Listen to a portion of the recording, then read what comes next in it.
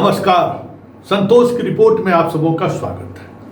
और आज हम संतोष की रिपोर्ट में ऋषुश्री के उस सिंडिकेट की चर्चा करने जा रहे हैं जिस सिंडिकेट के सहारे आप बिहार में विकास के नाम पर किस तरीके से हमारे मंत्री और आईएएस अधिकारियों का विकास हो रहा है, उसकी एक झलक हम आज आपको दिखाएंगे।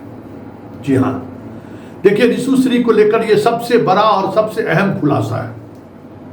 पिछले 10 दिनों से मैं ऋषुश्री के तमाम कामकाज की वो बारीकियों को समझने की कोशिश कर रहा था कि भाई आखिर ऋषुश्री एक कबाड़खाना से खरबपति कैसे बन गया, क्या क्या वो किया होगा।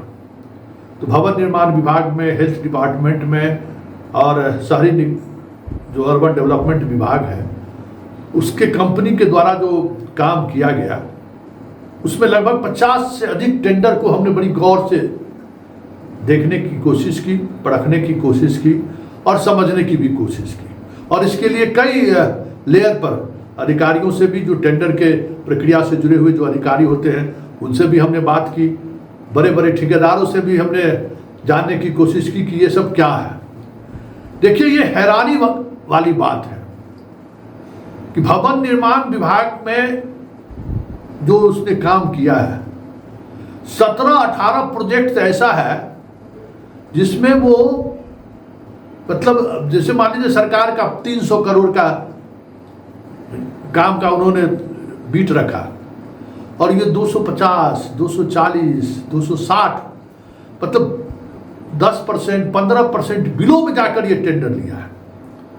मैं हैरान रह गया। अरे हम लोग तो खबर बना रहे थे कि ये टेंडर मैनेज करने का काम कर रहा है और टेंडर मैनेज करने के भी एविडेंस बहुत सारे मिले हैं, लेकिन इन्होंने अपनी कंपनी से के माध्यम से जितना भी काम लिया है उसमें अधिकांश काम बिलो टेंडर में लिया है।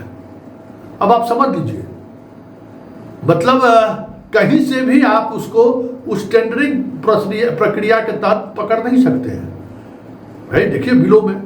और उसी दौरान हमने लगा कि दरभंगा में म्यूजियम बनाया था, उसमें तो ब्लैक लिस्टेड तक का इस पर कार्रवाई होने की प्रक्रिया शुरू हो गई थी, समय तक नहीं बनाया था, बहुत सारा विवाद हुआ।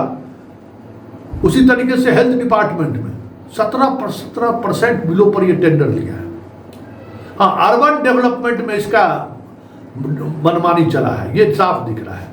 अर्बन डेवलपमेंट में कहीं भी हमें ये अंडर बिलो में टेंडर लेते हुए नहीं दिखा, वहाँ टेंडर में वो स्पष्टता भी नहीं दिखी जो बाकी विभाग में हमको दिखा। और उसी प्रक्रिया के तहत जितने लोगों से हमारी मुलाकात हुई, उस मुलाकात का सार यही है कि इसकी जितनी भी कंपनियां हैं वो सिर्फ दिखाने के लिए, समझ गए, सिर्फ और सिर्फ दिखाने के लिए।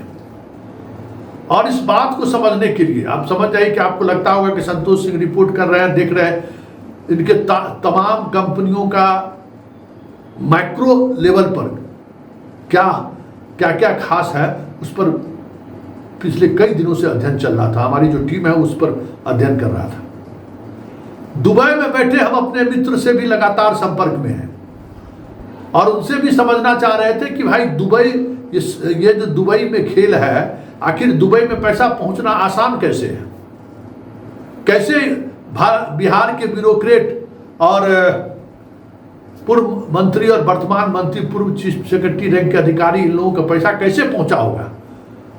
तो वहाँ भी दुबई में भी हमारे कई साथी हैं, कई ये सोशल मीडिया की वजह से हमारे संपर्क में आए, कई मेरे दिल्ली यूनिवर्सिटी के भी साथी हैं, जूनियर सीनियर भी लोग हैं जो हमें इस खबर पर लगातार मदद कर रहे हैं। इसलिए हम आपको बारीकी तक पहुंचने की कोशिश कर रहे हैं और आप तक भी वो इंफॉर्मेशन पहुंचाने की कोशिश कर रहे हैं। देखिए, ऋषुश्री कंपनी सिर्फ और सिर्फ दिखावे की कंपनी है। इस कंपनी से कोई उसको वास्ता नहीं है। ये कंपनी सिर्फ और सिर्फ इस कंपनी का इस्तेमाल राशि को कैसे दूसरे कंट्री में पहुंचाया जाए इसके लिए कर रहा है। ये क्योंकि भाई 18%, 17% बिलो आप काम कर रहे हैं, आप कहाँ से पैसा ला रहे हैं, वो पैसा को, क्योंकि ईडी ने भी जो ऑब्जर्वेशन किया है, जो ईडी में हमारे सोर्स है, उसने भी जो हमें जानकारी दी है, वो जानकारी और जो मेरा खुद का कलेक्ट किया हुआ जो पूरा इंफॉर्मेशन है, दोनों जाके एक जगह आके खड़ा हो गया कि नहीं संतोष, आप सही दिशा पे जा रहे हैं। जांच टीम में शामिल अधिकारी ने भी कहा कि नहीं, ये बात तो हमें भी समझ में आ रही है कि इसका काम टेंडर लेना और टेंडर देना नहीं है। इसका काम है कि बिहार के ऐसे आईएएस अधिकारी जो नीतीश के साथ डेवलपमेंट के विभागों में सुर्खियों पर रहे हैं, बड़ी चर्चा में रहे हैं, ऐसे कई नाम हैं जिनसे सीधा इनका रिश्ता था, और ऐसे अधिकारियों का पैसा ये दुबई भेजा है। इसका कई तरह के एविडेंस, मतलब अधिकारियों का नाम तो यही बताएगा, अभी तो एक को संजीव हंस का नाम बताया है ये, और किनका पैसा ये दुबई भेजा है। और वहाँ दुबई की एक तरीका जो हमें सेल कंपनी है, सारा सेल कंपनी है इसका, मालूम ये हुआ कि हम कॉन्ट्रैक्ट किए दुबई में कि हमें एक सॉफ्टवेयर चाहिए, हम ऑफिस पटना में एस्टेब्लिश कर रहे हैं, वो पूरे ऑफिस मैनेजमेंट के लिए जो है सो हमें सॉफ्टवेयर चाहिए। तो ठीक है, $1 मिलियन जो है सो आप दीजिए, हम आपको पूरा ऑफिस का सॉफ्टवेयर मैनेजमेंट से संबंधित जितना कुछ है सब कुछ हम आपको दे देंगे। एक पेन ड्राइव वहाँ से आया, यहाँ से $1 मिलियन आप उनको ट्रांसफ़र कर दिए। एक्साइज जो भारत सरकार का है, वो जो देखने वाली चीज़ें हैं भाई, पेन ड्राइव कितना सॉफ्टवेयर कंपनी के लिए, पूरे मैनेजमेंट के लिए कितना बड़ा सॉफ्टवेयर के लिए क्या चाहिए, कोनो क्विंटल में थोड़ी चीज़ चाहिए। गया, पेन ड्राइव से पैसा का पेमेंट हो गया, और वहाँ जहाँ पेमेंट हुआ वहाँ 5% का धंधा है कि भाई आप जितना पैसा दीजिए हम 5% उसमें से काट लेंगे और आपका पैसा सुरक्षित रहेगा।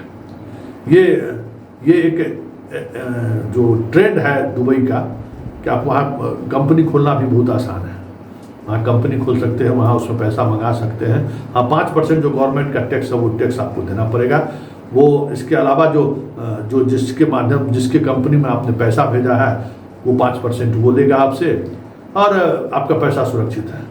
और उस पैसे को वो अपने मार्केट में 40% 50% मुनाफा कमा रहा है उस पैसे से, इसलिए उसको 5% वो भी मिल गया, मुनाफा भी हो गया, और जो जिन्होंने पैसा इन्वेस्ट किया है, जो पैसा उनको दिया है, वो भी अपने आप में जो है सो सुरक्षित है कि जब चाहेंगे पैसा आ जाएगा। तो ये पूरी की पूरी प्रक्रिया हमें समझ में आई कि रिशु श्री टेंडर वगैरह का सिर्फ दिखावा है कि हम टेंडर लेते हैं, टेंडर मैनेज करते हैं। हाँ, टेंडर मैनेज करने में जो भी वो कमा ले, लेकिन असल कमाई उसकी है विदेश भेजने का। और यही वजह है कि रिशु श्री दुबई में बैठ गया है, और ये भी खबर आ रही है कि अब वो दुबई से लौटने की इच्छा नहीं व्यक्त कर रहा है।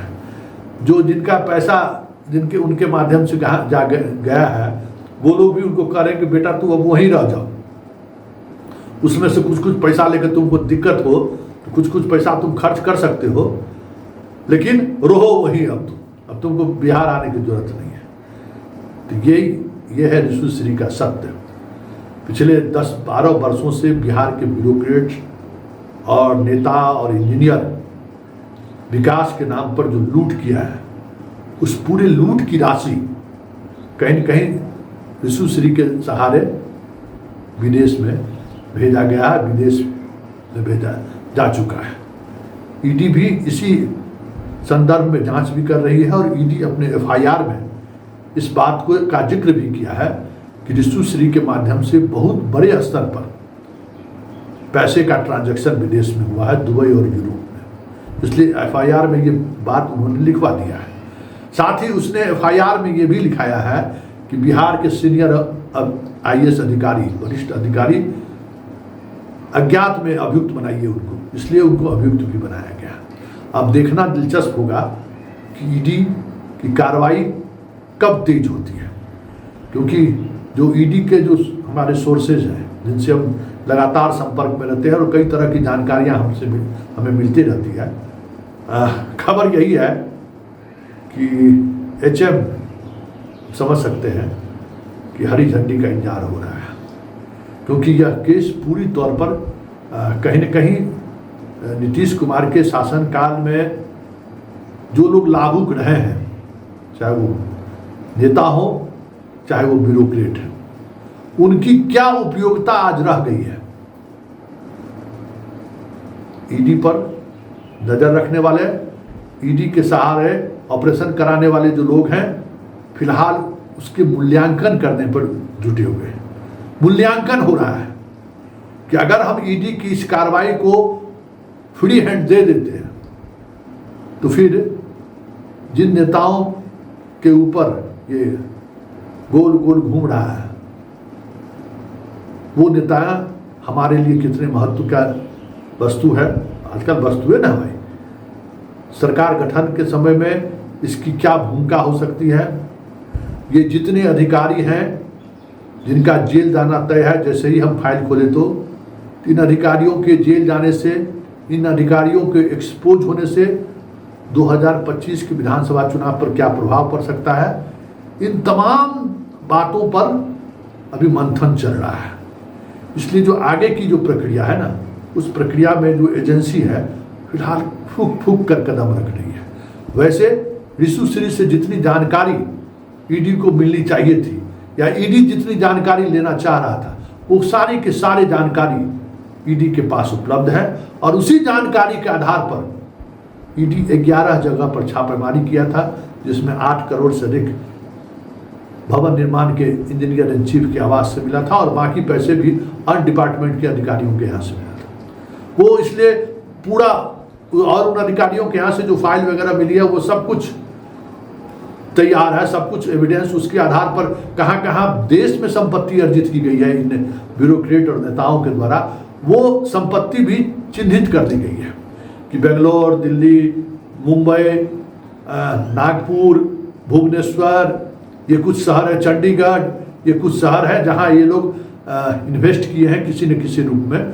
वैसे तमाम इन्वेस्टमेंट पर ईडी ने तहकीकात भी कर ली है, पूरे एविडेंस भी कलेक्ट कर लिया है। बस सिर्फ और सिर्फ जो मूल्यांकन हो रहा है ना कि 2025 के विधानसभा चुनाव पर इसका क्या इम्पैक्ट पड़ेगा, उस मूल्यांकन का इंतजार हो रहा है। और जैसे ही कुछ खास बातें सामने आई, तय समझिए कि नीतीश की जो ये महल है ना, जो महल आप देख रहे हैं, चुनाव से पहले ताश की पत्तों की तरह बिखर जाए तो कोई बड़ी बात नहीं हो।